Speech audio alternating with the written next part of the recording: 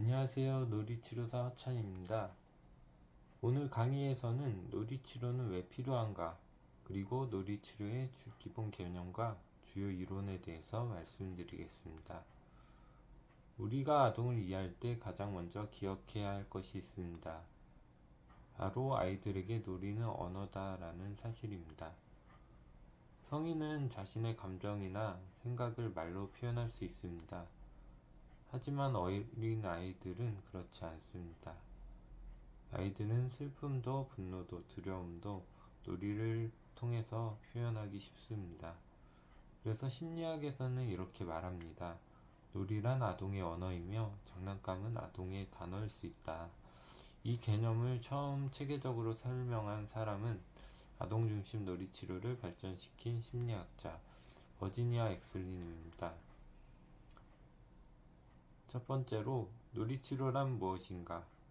놀이치료는 한마디로 말하면 놀이를 통해 아동의 정서와 행동, 문제를 이해하고 치유하는 심리치료 방법 중 하나입니다.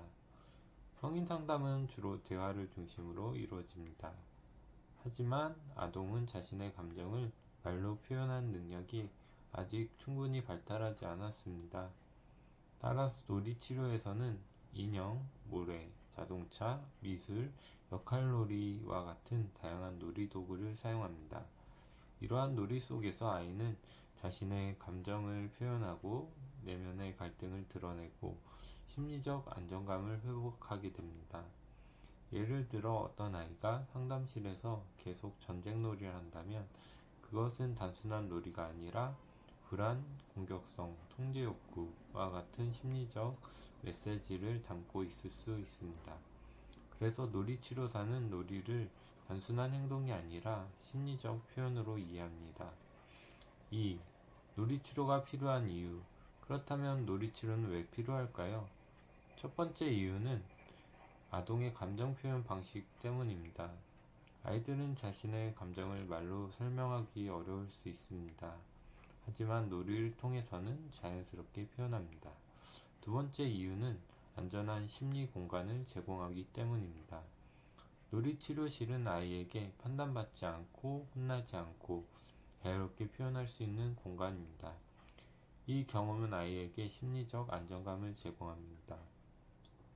세 번째 이유는 자기조절 능력을 발달시키기 때문입니다. 놀이 과정에서 아이는 기다리기, 규칙 지키기, 감정 조절을 배우게 됩니다. 특히 요즘처럼 ADHD, 정서 문제, 스마트폰 과의존, 학교 부적응이 증가하는 상황에서 놀이치료는 매우 중요한 역할을 할 수 있습니다.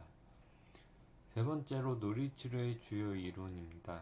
놀이치료는 다양한 심리학 이론을 기반으로 발전했습니다.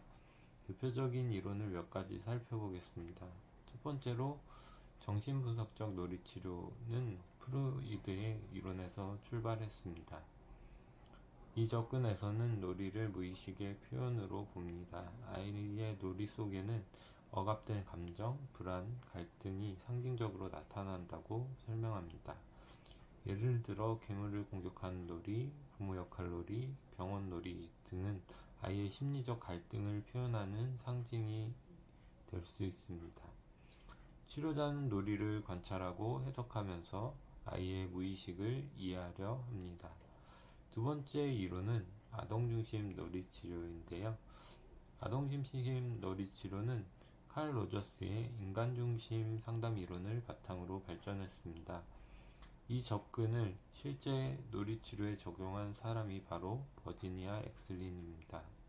아동중심 놀이치료의 핵심은 다음과 같습니다. 아동은 스스로 성장할 수 있는 능력을 가지고 있다.